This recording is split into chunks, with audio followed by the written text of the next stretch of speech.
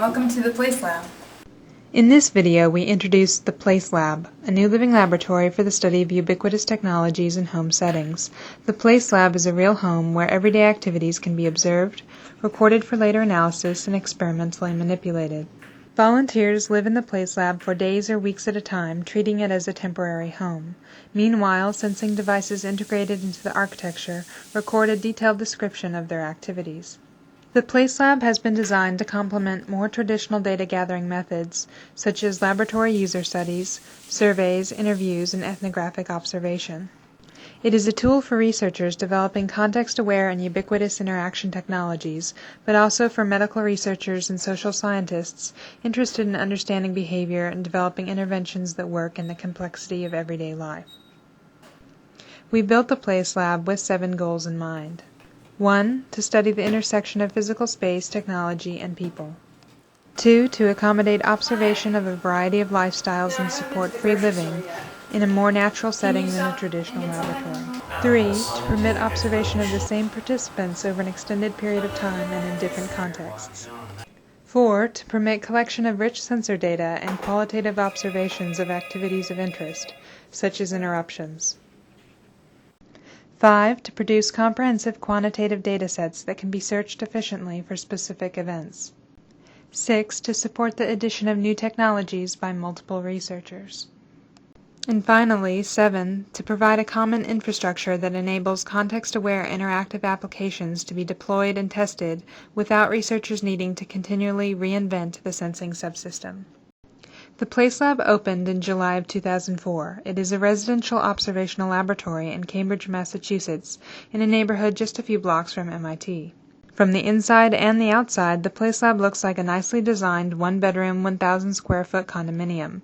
It has a living room, dining area, kitchen, small office, bedroom, full bath, and half bath. The PlaceLab is comfortable like a typical home, but it is also heavily instrumented. The interior of the PlaceLab is formed by 15 prefabricated and reconfigurable cabinetry components. All of the cabinets in the PlaceLab have small black dots and an aesthetically similar design that looks like an architectural decoration. Behind them are a variety of sensors. Each cabinet contains a microcontroller, an addressable speaker system, and a network of 25 to 30 sensors. The side channels in the cabinetry, which are locked when a participant lives in the home, can be unlocked by a researcher to reveal the sensor infrastructure and wiring bus. Sensors include 80 small wired switches that detect on-off and open-close events, such as the opening of the refrigerator. 34 temperature sensors at the floors and ceilings of each cabinet. 10 humidity sensors and 1 barometric pressure sensor for measuring interior air quality. 5 light sensors to provide some information about room use in bathrooms and the bedroom when cameras are not employed. Electrical current sensors that measure use across 37 different electrical circuits. 11 water flow sensors, 1 on each hot and cold water outlet, such as faucets, toilets, and the shower.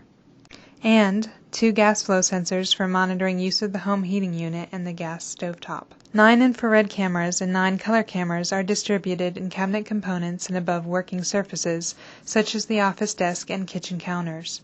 18 microphones are also distributed throughout the apartment. Video and audio data can be used to manually annotate activities in PlaceLab datasets. New sensors can be easily added to this network as required. We also have a set of small, portable wireless sensors that can be installed in the PlaceLab or in any home.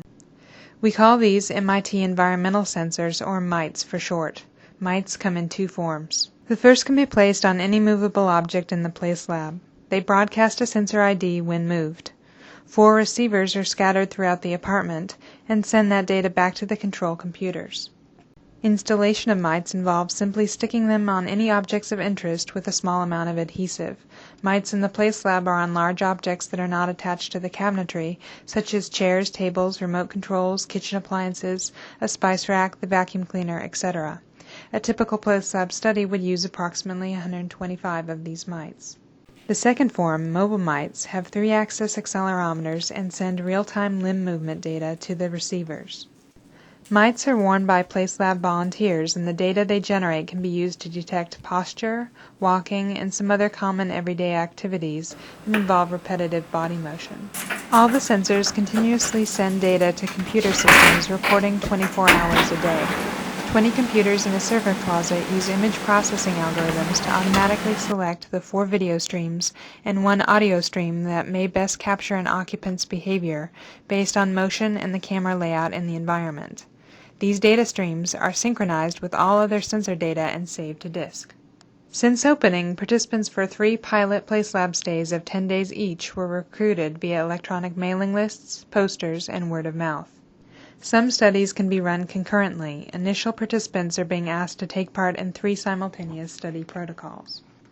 One study is an activity recognition protocol. This is an empirical study investigating how simple sensors can be used for recognition of activities. Another study is an activity recall protocol. During the course of their stay, participants were asked to complete 5 telephone interviews asking them about their memory of mundane everyday events. Then I had one early in the afternoon. Finally, a third overlaid study was a dietary report protocol run by MIT collaborator TIAX. This is an investigation of measurement error in dietary surveys commonly used by medical researchers. Survey entries made by participants will be validated against actual behavior. Each participant moved into the PlaceLab and was directed to live as normally as possible for the study period. Each 10-day stay yielded about 250 gigabytes of data. Participants' data are carefully protected. They have the right to block data from being collected in one of 3 ways. First, prior to a study, sensors can be disabled if they make a participant uncomfortable. For our first 3 participants, we did not record video in the bathrooms or bedroom. Second, participants can block video views if desired. They are told where all the sensors are located prior to the study. Third, after the study, all data that the participant marks for deletion in a provided logbook are destroyed prior to analysis. The data can then be annotated and analyzed by researchers. This view shows an annotation tool that leverages the indexing of sensor data. The diagram of the apartment shows many of the PlaceLab sensors as small dots. When the researcher clicks on a sensor, such as this one, located in the cabinet door, the interface pulls up video of the last time that sensor was fired, here showing the cabinet being opened. Researchers responsible for each of the study protocols are reviewing the sensor data to identify and mark behaviors relevant to their research. An activity ontology is being developed so that each database acquired in the PlaceLab can be reused over time for purposes beyond the original intent. We believe that living laboratories such as the PlaceLab provide another tool for studying and developing technologies that respond to the complexity of real human behavior. Like usability labs, facilities like the PlaceLab are a compromise, allowing detailed data collection at the acknowledged cost of the loss of some contextual complexity. Our 3 pioneering volunteers remarked that in spite of the change in their environment, they found themselves resuming familiar daily patterns. Each enthusiastically expressed a willingness to participate again.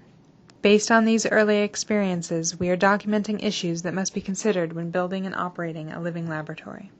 Thank you for visiting the PlaceLab. Researchers interested in using the PlaceLab or PlaceLab datasets are invited to contact the authors.